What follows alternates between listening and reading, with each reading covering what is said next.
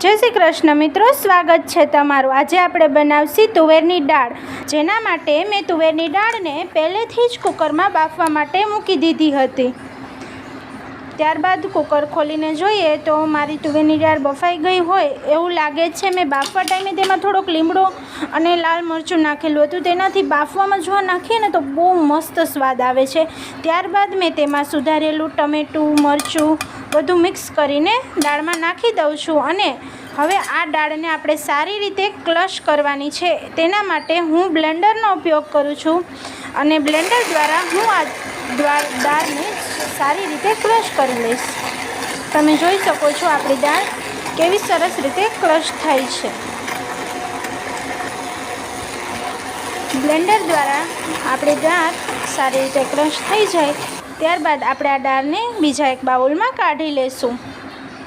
ત્યારબાદ દાળ વઘારવા માટે મેં લીમડો, તમાલપત્ર, અડધું સુધારેલું લીંબુ, તીખા, તજ, લવિંગ, બાદિયા, તમારા ઘરમાં જે કંઈ મસાલો હોય તમે લઈ શકો છો, રાઈ, જીરું, લાલ મરચાંનો ભૂકો, હળદર, ખાંડ અને મીઠું લીધું છે। તમે તમારા સ્વાદ પ્રમાણે આમાં કોઈ પણ મસાલા ઇન્વોલ્વ કરી પણ શકો છો અને કાઢી પણ શકો છો।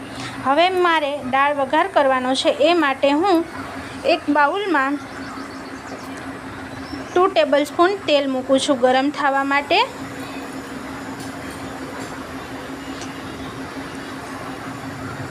एवं लगे कि आपणुं तेल गरम थई गयुं छे त्यारबाद तेमां आपणे थोड़ीक राई उमेरीशुं। राई हमेशा पहला उमेरवी, राई फूटवा लागे त्यारबाद ज आपणे जीरुं उमेरवानुं होय छे, एटला माटे सौथी पहला हूँ राई उमेरूँ छूँ।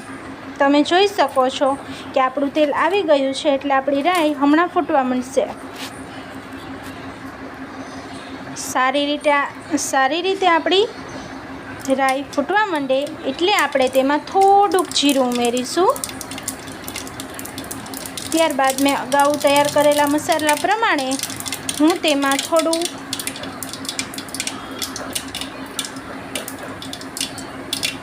થોડો લીમડો ઉમેરીશ।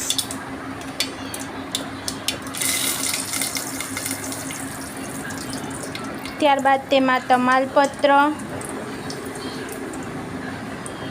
આપણા ઘરમાં જે કંઈ મસાલા હોય તેમાંથી તીખા, તજ, લવિંગ, બાદિયા જે કંઈ મસાલા હોય એ તમે ઉમેરી શકો છો। એનાથી બહુ મસ્ત સ્વાદ આવે છે। મારી પાસે આટલા મસાલા છે એટલે હું આટલા ઉમેરું છું। તમે તેમાં વધારે પણ ઉમેરી શકો છો અને ઓછા પણ ઉમેરી શકો છો તમારા સ્વાદ પ્રમાણે।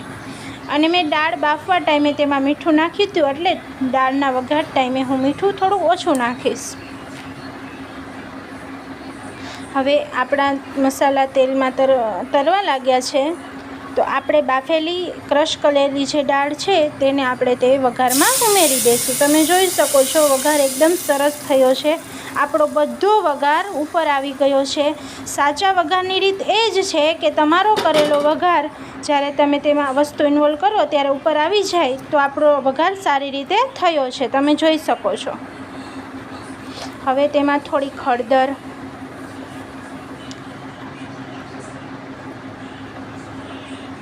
થોડો લાલ મરચાંનો ભૂકો, તમે લાલ મરચાંનો ભૂકો ન નાખો તો પણ ચાલે પણ મને તો તીખી દાળ વધારે ગમે છે તે માટે હું નાખું છું। ત્યારબાદ થોડુંક મીઠું, કારણ કે મેં મીઠું નાખ્યું હતું જ્યારે મેં દાળ બાફી હતી ત્યારે। ત્યારબાદ 2 ચમચી સુગર। તમને દાળ મીઠી ન ગમતી હોય તો તમે સુગર ન નાખો તો પણ ચાલે, પરંતુ મને તો ખાટી મીઠી દાળ ગમે છે એ માટે થઈને હું તેમાં 2 ચમચી સુગર નાખું છું। હવે આપણું કરેલો વઘાર વ્યવસ્થિત રીતે દાળમાં થઈ જાય એ માટે આપણે દાળને સ્લો ફ્લેમ ઉપર એકદમ સારી રીતે ઉકળવા દેવાની છે। જ્યારે આપણી દાળ ઉકળવા આવે ત્યારે તેમાં આપણે લીંબુનું નાખીશું। લીંબુ હંમેશા દાળમાં ત્યારે જ નાખવું જ્યારે આપણી દાળ થોડીક ઉકળવા લાગે, કારણ કે જો આપણે પહેલાં લીંબુ નાખી દઈશું તો આપણી દાળનો વઘાર વ્યવસ્થિત નહીં થાય, કારણ કે લીંબુની ખટાશ આ દાળને વ્યવસ્થિત રીતે ચડવા દેતી નથી। તમે જોઈ શકો છો મેં લીંબુ નાખ્યું છે। તમે તમારા સ્વાદ પ્રમાણે વધારે ખાટું કે વધારે મોરું કરી શકો છો।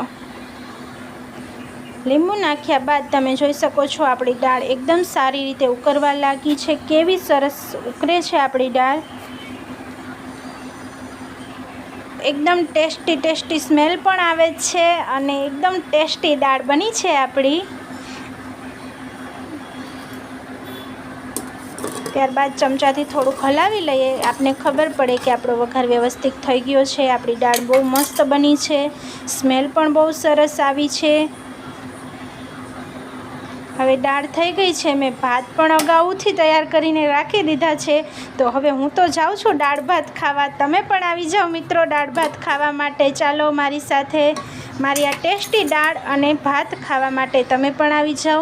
ભાત તો મેં અગાઉથી બનાવીને તૈયાર કરીને રાખી દીધા હતા, જેથી હું આ ટેસ્ટી દાળ ભાત ખાવા જઈ રહી છું. તમે પણ હાલો મારા